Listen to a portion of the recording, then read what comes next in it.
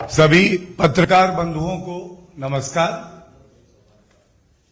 ये जो आज प्रेस वार्ता है, ये एक बड़े ही अहम विषय पे है। आज ये खबर आई कि दिल्ली कांग्रेस की प्रदेश कमेटी में 37 स्थायी आमंत्रित सदस्य हैं और उसके बाद जब इस सूची को देखा गया तो पूरे भारत में एक आक्रोश की भावना आई। मेरे हाथ में यह सूची है, ऊपर लिखा है ऑल इंडिया कांग्रेस कमेटी और परमानेंट इनवाइटीज पे मैं आपसे विनती करता हूं कि छठे नंबर पे जो नाम है वो मैं आपके समक्ष रखूंगा। वो नाम है श्री जगदीश टाइटलर।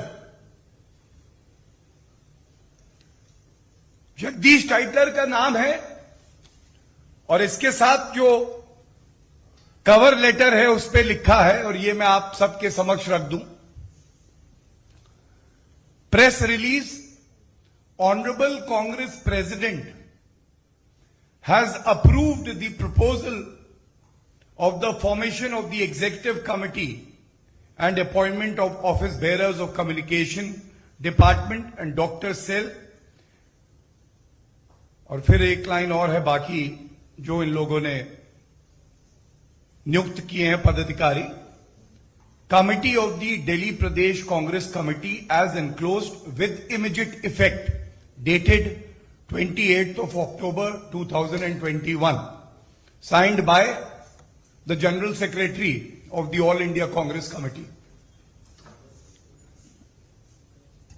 ये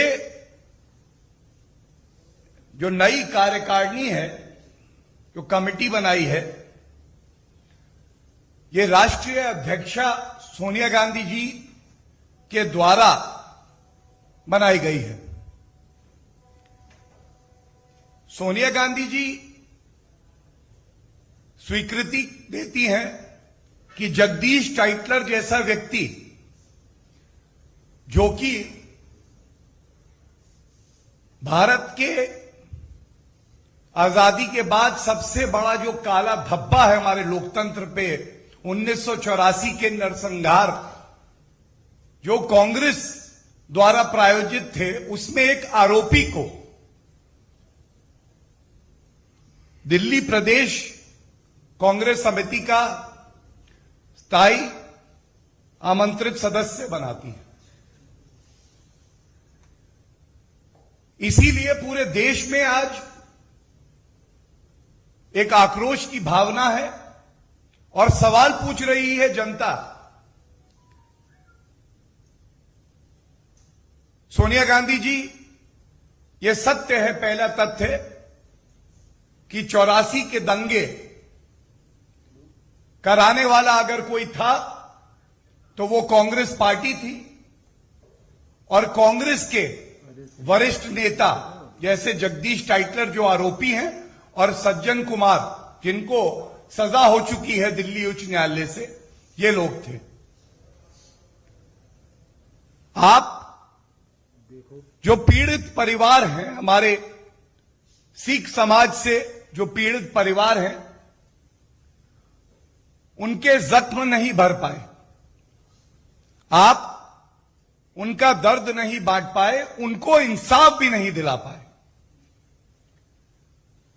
लेकिन उनके जख्मों पर नमक छिड़कने का काम अगर किसी ने किया है तो वो गांधी परिवार और कांग्रेस पार्टी ने किया है। ये कहना गलत नहीं होगा, जिस कांग्रेस के हाथ को आगे बढ़कर अपनी गलती को स्वीकारना चाहिए था, जो संगीन अपराध में, इस नरसंहार में मुख्य आरोपी थे उनको पार्टी से तुरंत निष्कासित करना चाहिए था। पीड़ित परिवारों का दर्द बांटना चाहिए था। ये ना करते हुए ऐसा प्रतीत होता है कि पंजे ने अपने नाखून निकाले और जो जख्म भारतीय जनता पार्टी ने भरने का प्रयास किया उसको खुरेदने का अगर काम किसी ने किया है तो सोनिया गांधी जी ने किया। कोई नहीं भूल सकता है किस तरह से स्वर्गीय राजीव गांधी जी ने कहा कि जब कोई बड़ा वृक्ष गिरता है तो धरती हिलती है। कुछ ही समय पहले की बात है,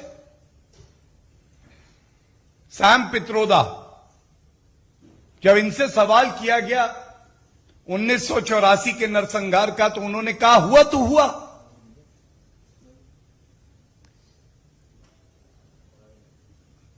ये बात बड़े भारी मन से आज आपके समक्ष रख रहा हूं कि आप इन आरोपियों को दंड नहीं दे पाए, लेकिन यह स्पष्ट हो गया है कि कांग्रेस पार्टी आज जो आरोपी हैं 1984 के नरसंहार में, उनको सम्मानित करने का काम कर रही है। आज जहां भारतीय जनता पार्टी पीड़ित परिवारों के साथ खड़े होकर उनको न्याय सुनिश्चित करा रही है, वहां पे कांग्रेस पार्टी दंगाइयों के साथ, आरोपियों के साथ, समाज के भक्षकों के साथ खड़ी हुई है। और बड़ी पीड़ा से मैं कहता हूं, अगर सोनिया गांधी जी ने एक बार दिल्ली हाईकोर्ट का फैसला पढ़ा होता जिसमें सज्जन कुमार, जो कि कांग्रेस के एक सांसद भी रहे, एक वरिष्ठ नेता माने जाते थे, पढ़ा होता तो सोनिया गांधी जी के हाथ कांप जाते स्वीकृति देने से पहले। उनके मन में पीड़ा होती जो आज हर व्यक्ति को हो रही है।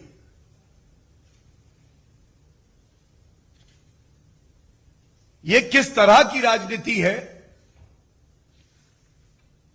हमने देखा कि राजनीतिक गिद्ध जो कि गांधी परिवार से हैं, एक दुखद घटना हुई लखीमपुर में, सरकार ने तुरंत कार्रवाई करी, आरोपियों की गिरफ्तारी हुई, राजनीतिक गिद्ध वहां पहुंच गए थे। अपनी राजनीतिक रोटियां सेकने में कभी कोई कमी गांधी परिवार ने नहीं करी, लेकिन आज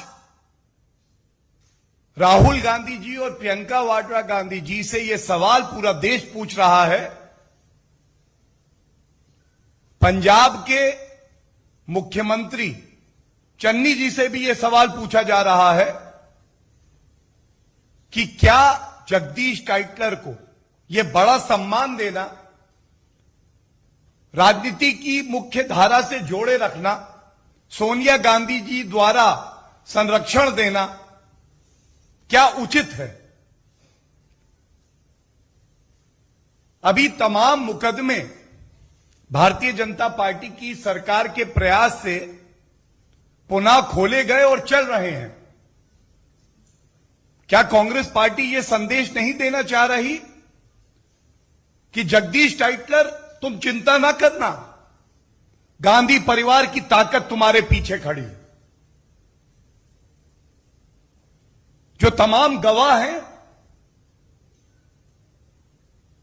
वो बिना डरे अपना बयान देंगे क्योंकि भारतीय जनता पार्टी की सरकार है, लेकिन एक बड़े राजनीतिक दल की क्या कोई जिम्मेदारी नहीं है?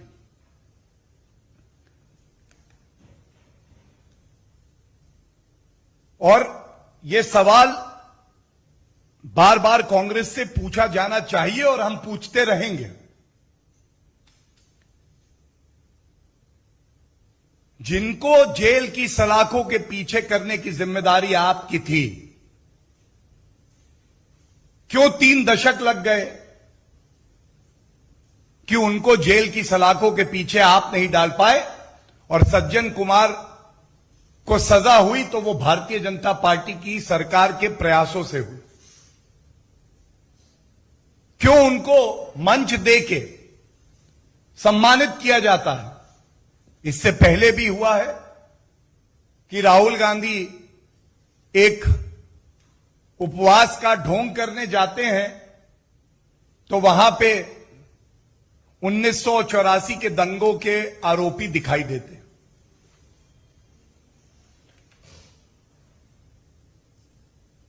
और अब जो मैं आपके समक्ष रख रहा हूं, ये सोनिया गांधी जी, राहुल गांधी जी, कांग्रेस पार्टी के वरिष्ठ नेताओं को जरूर पढ़ना चाहिए। ये वो जजमेंट है जो दिल्ली हाईकोर्ट ने 2018 दिसंबर में दिया।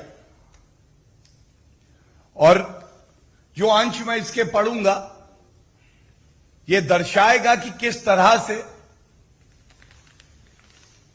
जहां इंसाफ मिलना चाहिए था, वहां पे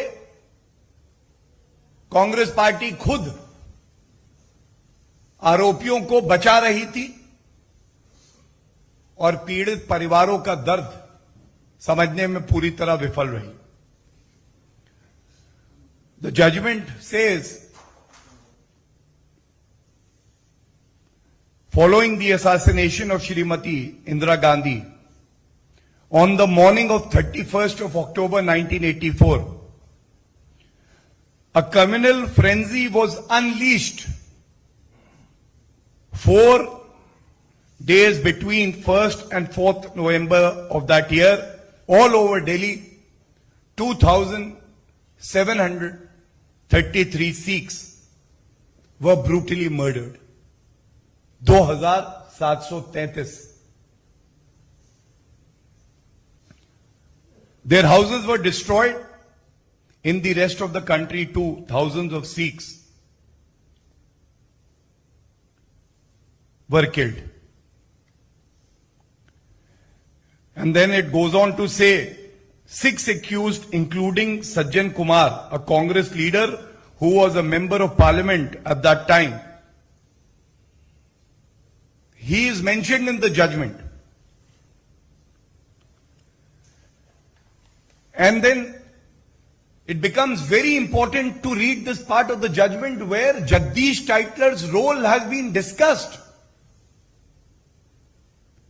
It would not be out of place to mention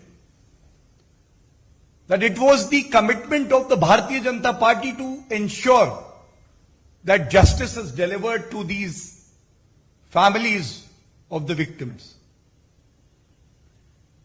And Nanavati Commission was constituted, which gave a report clearly stating that as per the account of the witnesses, and he goes on to name Jagdish Tytler, Sajjan Kumar.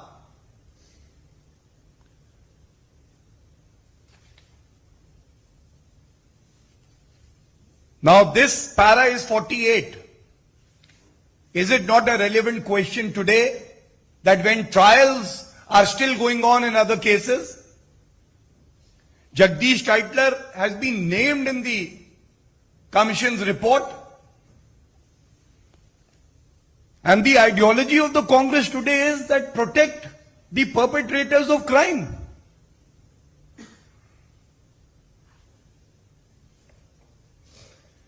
Para 89 I am reading, Jagdish Tytler का जिक्र कैसे आता है और यह बड़ा आवश्यक है।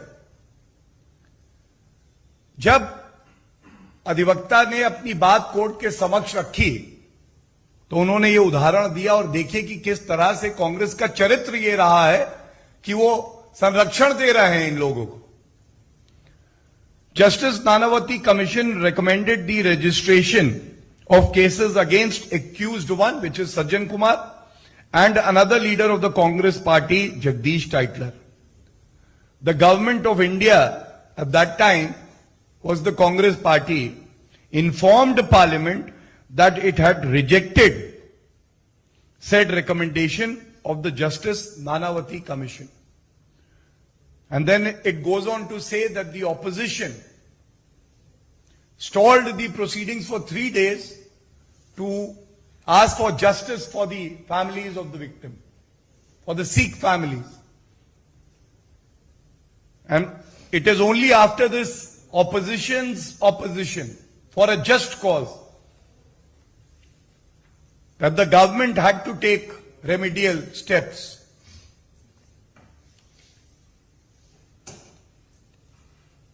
इसी में एक बात और बड़ी अहम आती है जो कंक्लूजन में है, और मैं पढ़ूंगा नहीं, बस आपके समक्ष रख दूंगा कि उसके मुख्य बिंदु क्या है। एफआईआर रजिस्टर नहीं हो रही थी, लॉ एंड ऑर्डर पूरी तरह से ध्वस्त हो गया था, free for all term use किया है, कोई भी आए सिख समाज के व्यक्ति को मारे उसको राजनीतिक संरक्षण मिलेगा और उसके बाद उनकी दुकानें लूटी जाएंगी, मां और बेटियों के साथ गलत व्यवहार किया जाएगा। यह बिल्कुल साफ लिखा है और इस लाइन में सब कुछ आ जाता है। The criminals responsible for the mass crimes have enjoyed political patronage and manage to evade prosecution and punishment. ये सभी तथ्य रखने के बाद मैं इतना जरूर कहूंगा कि भारतीय जनता पार्टी ने, जैसा मैंने पहले कहा कि नानावती कमीशन बनाया जिससे कि सत्य सामने आए। जब देश के यशस्वी प्रधानमंत्री जी ने देखा कि इंसाफ सिख परिवारों को मिलना जरूरी है हमारे लोकतंत्र में, तो उन्होंने भी सुनिश्चित किया कि एक कमेटी बने। उस कमेटी की रिपोर्ट आई और सर्वोच्च न्यायालय ने, अगर सही याद है, जनवरी 2018 में एक कमेटी का गठन किया कि ये जो फर्जी तरीके से तमाम मुकदमों को बंद कर दिया गया है, इनमें पुनः जांच हो। और उसी का नतीजा है कि 17 दिसंबर 2018 को सज्जन कुमार जो सांसद रहे हैं उनको आजीवन कारावास की सजा हुई। जगदीश टाइटलर को मंत्री बनाया कांग्रेस पार्टी ने और आज तक ऐसा लगता है कि कांग्रेस पार्टी का जो पूरा ढांचा है, अध्यक्षा है, गांधी परिवार है, इनमें होड़ लगी हुई है कि किस तरह से आरोपी व्यक्तियों को बचाया जाए और सच बाहर ना आए। भारतीय जनता पार्टी प्रतिबद्ध है, कटिबद्ध है कि जब तक इन सभी सिख परिवारों को एक एक मामले में इंसाफ नहीं मिल जाता है, हम लोग ये मुहिम जारी रखेंगे और सभी परिवारों को इंसाफ दिला के ये सिद्ध करना है कि विपक्ष में कांग्रेस पार्टी चाहे जितनी ताकत क्यों ना लगा दे, लेकिन वो किसी भी परिवार को इंसाफ मिलने से रोक नहीं पाएगी। धन्यवाद। कोई प्रश्न हो?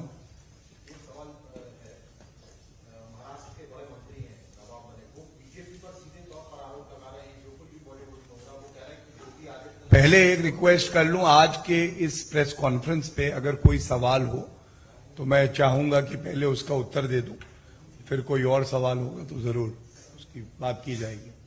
कोई सवाल इस विषय पे अगर किसी का हो? मुद्दा आपने 84 के दंगों वाला उठाया, पंजाब विधानसभा में भी क्या चुनाव में भाजपा इस मुद्दे को हाईलाइट करेगी वहां पर? देखिए, ऐसा है कि इसको अगर आप चुनावी मुद्दा मान के उठाएंगे तो ये कहीं ना कहीं नाइंसाफी होगी उन परिवारों के साथ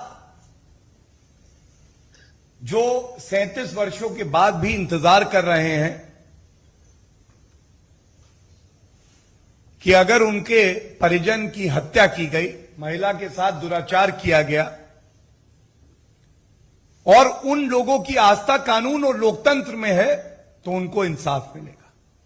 भारतीय जनता पार्टी इस मुद्दे को एक बहुत अहम मुद्दा मानती है और जो राहुल गांधी कहते हैं ना कि भारत में लोकतंत्र नहीं है, उनसे यह सवाल जरूर जाके पूछिएगा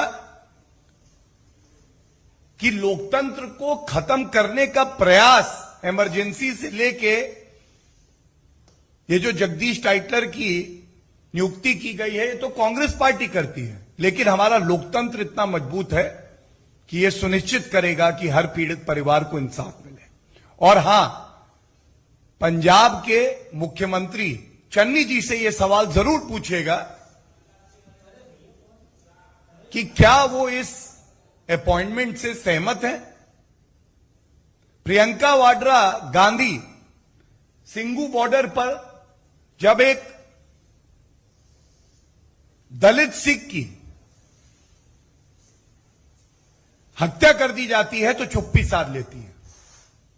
तो ये सारे सवाल आज बड़े महत्वपूर्ण हैं और हमारा कर्तव्य है कि हम इन सवालों को उठाएं और यही हमारा प्रयास है कि इस पे भारत का सजग मीडिया मजबूती से प्रश्न पूछेगा और उत्तर लेगा कि आपको उन पीड़ित परिवारों की सिसकियां, उन बहनों और माताओं के आंसू क्यों नहीं दिखाई देते। Any other question?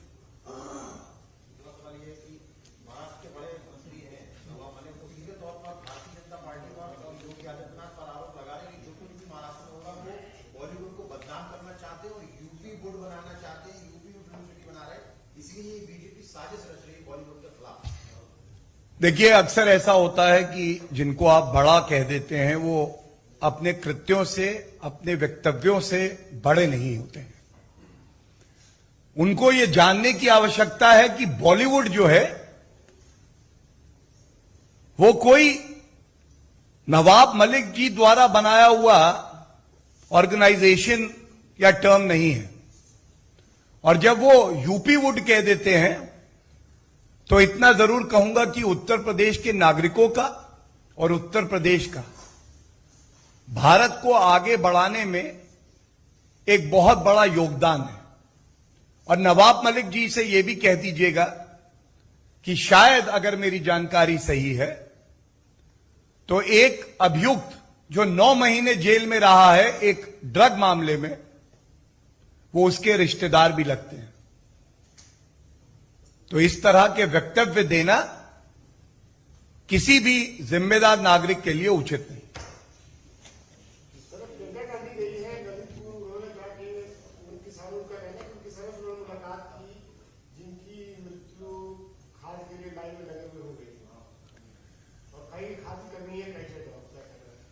देखिए, मैंने इस बात को पहले ही उजागर करके उठाया भी है।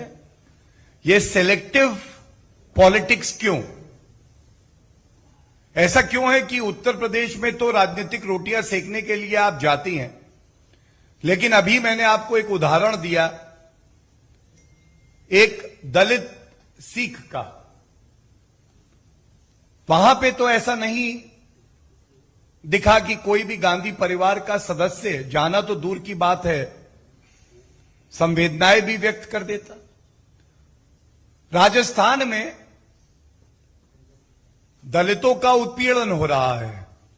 इस मामले को हम लोग पुरजोर तरीके से उठाते रहे हैं। क्या कोई भी कांग्रेस पार्टी का वरिष्ठ नेता उस पर बयान दे पाया? और जहां तक किसानों की बात है, श्री नरेंद्र मोदी जी ने हमेशा ये कहा है कि भारत का किसान हमारा सम्मान है, हमारा अभिमान है।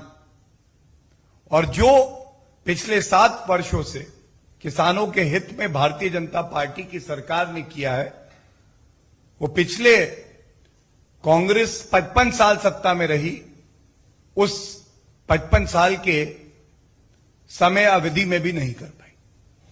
सर अभी लालू यादव जी का एक इंटरव्यू हुआ, वो कह रहे हैं कि ठीक है, हमने कांग्रेस पार्टी का सपोर्ट किया था पहले भी, अभी भी करेंगे क्योंकि कांग्रेस नेशनल पार्टी।